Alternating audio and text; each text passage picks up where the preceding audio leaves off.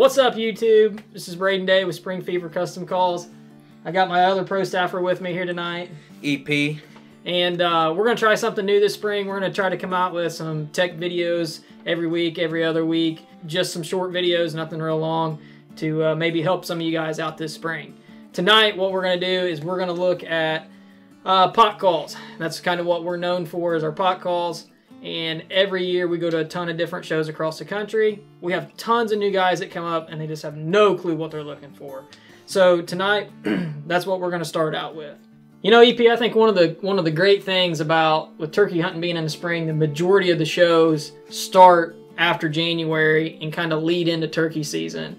And for those of you guys that are out there that are just got 1 or 2 seasons under your belt, haven't quite mastered the call, you know, I think one of those benefits of those shows being early is to get out there and actually try some of these calls. If you get a chance, I would definitely head to a show or an expo near you somewhere. Check out all the calls, all the booths, and I know we take a lot of time with people wanting to learn and just try to show them how to work that pot. And if you're just starting out and maybe, you know, last spring was your first year and you ran out to the local store and pulled a call off the shelf and you went home and you probably maybe ended up on YouTube trying to figure out how to use it. So this would be a great opportunity for you to get out and actually get some instruction with somebody that's a little bit proficient in it. Try to prevent bad habits from starting. What do you think? I agree. I totally agree. We go to the shows and display the calls, and you're able to walk up and try them out. Try out what you want, and instead of, like you said, the store. You go to the store, you can't just open the package and start trying it out. That's why I think you should go to your local deer and turkey expo and go try out all the calls. You walk up to the table, and especially our table, we're going to have every call on the table. Walk up and pick it up. You can try it out. And you know, it sounds really just user preference. You know, I mean, we've got calls that I think sound great that, you know, EP thinks another one sounds better. You know, it's all what you hear and what you think, what you like. Mm-hmm. And you know, and that gives you a chance. You can walk around a different booth and say, you know, that caller over there is awesome, and that caller over there is just way too expensive. And you know, and you can try it out and see what you can get the most out of your money for. That's what we're here for, to help grow the sport and help you guys learn. So, EP, what would you look for in a pot call? First of all, we're at a show and we got a newer guy comes up, grabs a hold of a call, gets his hands, he's feeling it, touching it. Well, the oil off of his hands will make the call harder to use. So you got your sandpaper with glass. You want to use sandpaper. You want to go one way with the call, one direction. So as you can see, we've started. You want to go one direction, condition the call, and then should be ready to use. Also with slate, a little easier. You want to use Scotch pad, cut off a piece, one direction as well. And sometimes if you actually look at the slate up close, where they mill that slate, it'll have a grain to it. So if you get a brand new call, you may actually look and actually see some grain in that slate, and I always try to sand with that grain.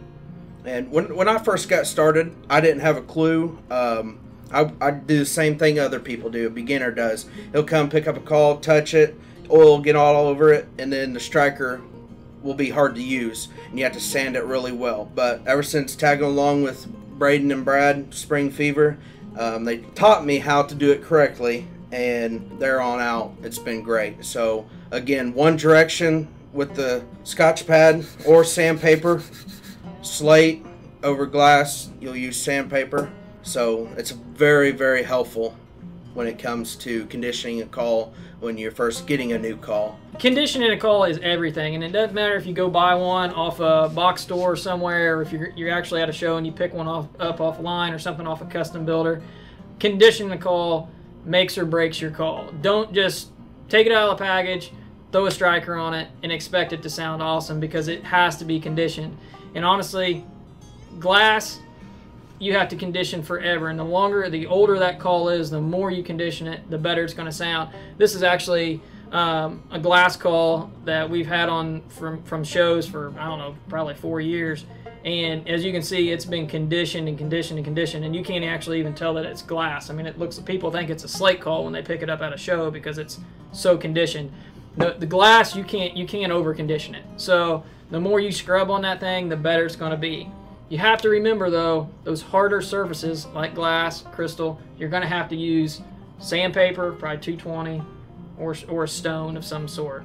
When you get into something softer like slate, like he said, keep your Scotch-Brite handy in your vest because that's what you're going to need. Soft metals too, aluminum, copper, brass, those are all soft metals, and you have to use something soft. You get crazy with an aggressive sandpaper, you'll ruin that call immediately because you're going to put scars in it, and that striker, it's a friction call. I mean, they're known as friction calls for a reason. Right. And if you put a groove in that thing, it's going to be there for the rest of its life, and that striker is going to grab it every single time, and it's going to make you squeak, and there goes your tag soup. You also want to make sure you find a really good call that fits your hand. There's different ones that you can do a wooden, hard plastic. You want to get something with good grip, that way you can use it very well in the woods. Yeah, and they come in different sizes. Like I said, you need to make sure it fits your hand. If a 3.5 inch call is too big for your hand, find a 3 inch, or try a cell call or something. Try something that fits your hand. And when we developed this plastic line, this is one of the things that my dad was super pushy about because he's cut half his fingers off making these calls over time, and he has to have something to grip because his fingers don't work well anymore. So that's the reason why we came out with a pot with these grippers on the side. And you can tell a huge difference between that slick wood pot and this. It's crazy, but it really does make a difference. And there's a lot of people out there that have smaller hands that come to the show and they pick up a cell phone and they're like, man, that actually fits in my hand a lot better. And it will affect your calling. I can tell a huge difference in my calling just from wearing gloves and not wearing gloves because it just affects the way you hold the call. So those are all things to take into consideration. But once you pick up a call and you have it conditioned well, you want to go across that grain. So like as Evan demonstrated, you're sanding that call in one direction, and when you're sanding it in one direction, you're cutting grooves in that call, and you want that striker to come across them. You want the striker to be able to grab it, and that's what creates the friction and what gives you your sound. To start off, EP's going to demonstrate this, but I always tell new beginners, hold that call flat to start off, take your striker, put the call up on your fingers, and then you're going to hold that striker like a pencil, and then set the striker on there at a 90 degrees starting out, okay? So if you don't know how to do this, you can follow along, try this, but if you got that striker at a 90 degrees with your pot, take the head of your striker, push it away from you about 20 degrees, and that's going to give it an angle to dig into the slate. To create a yelp, a turkey yelp, it's just one slow circle. And that's how you get your yelp, okay? To get your cluck, all you're going to do is it's a quick snap of the wrist and apply a little bit more pressure. It's pretty simple. So that's just two ways that at a show somebody comes up, they say, we don't know how to do it. Or a little kid will come up to the table and they say, can you show me how to do this? Hold it in one hand, make sure that striker's perpendicular to the pot, tilt the head away about 20 degrees, and that'll give you an angle to dig into that slate, and just start with a small circle.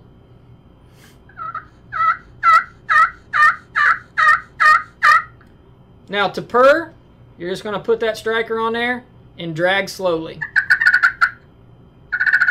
And that's going to give you a purr. If we look at the true meaning of this video tonight, it's how to pick out that pot. That's how to run it. You can go up to a booth now, feel kind of confident in trying it out. Some things that I would look for after I kind of figured that part out is how much pressure does it take to run that call? Different woods, different densities are going to take different pressures. Different types of wood are going to affect how much pressure you have to put in there. And one of the comments I know we get at a lot of shows are, man, that thing's easy to run, and you're not going to wear your hand out. If you've got a bird that you're working for 2 hours, you've got carpal tunnel. By the time you walk out, you can't even carry him out. You got to go get the four-wheeler and drag him out because your arms are wore out. You want a call that's easy to run. And so that's something to keep in the back of your mind. Are you having to apply a lot of pressure to get the sound out of it that you want? You shouldn't. So keep that in the back of your mind. It should be something that's easy to run. The next big decision is surfaces, right? And we here at Spring Fever, we offer every surface, I think, known to man, from ceramic to glass. You got brass, you got copper, you got your slate, and then aluminum. Yeah, so there's a ton. And so then you got to figure out which one of those are going to fit your need. What do you think's the easiest to run? Slate is by far probably the easiest to run for a beginner. It's very, very simple to use. Get you a good striker, sand it one way, and cross the grains, and I think you'll be really good off. Yeah, and I'm with Evan too. I think a slate is super forgiving. It is the easiest probably to run. Probably the second easiest is going to be ceramic. Ceramic is something that you can pick up and just about anybody can run it. And it's the thing about ceramic that I like, it's just got a little bit sharper note than what a piece of slate does. It's got a little bit clearer note, but ceramic will get slick over time. It's easy to initially run, but over time it will get slick pretty quick. I think slate's probably the best way to go for a beginner. Once you progress in your calling, then you can start flirting with different metals. Copper's easy to run, it's soft. Aluminum's soft, it's easy to run. But those surfaces are slick, so they, just naturally slick. So if they're not conditioned well, you'll have a little bit of trouble starting out. Glass is probably the hardest for me. It's pretty tough. You just have to be careful with your pressure. You don't want to apply too much pressure, break the call. And it's not that it's hard. I just think it takes a little bit longer to get used to. It's got a little bit more attitude, like it's not near as forgiving as what slate is or a softer metal. So, yes. But the thing about glass is, man, it produces some realistic sounds. That hen, she starts out high and then she rolls over raspy, and glass has just got that high pitched squeal to that rollover rasp. Cracks right through the wind. Yep, it does, and that frequency carries. Hopefully some of these tips will help you tonight. We don't want to go real long, keep you late, but like I said, look out for us. We're going to try to do these every week, something like that, up through turkey season here in 2020, and hopefully we help you guys kill some more birds. EP, you got anything else? Good luck. Good luck. Catch us next time.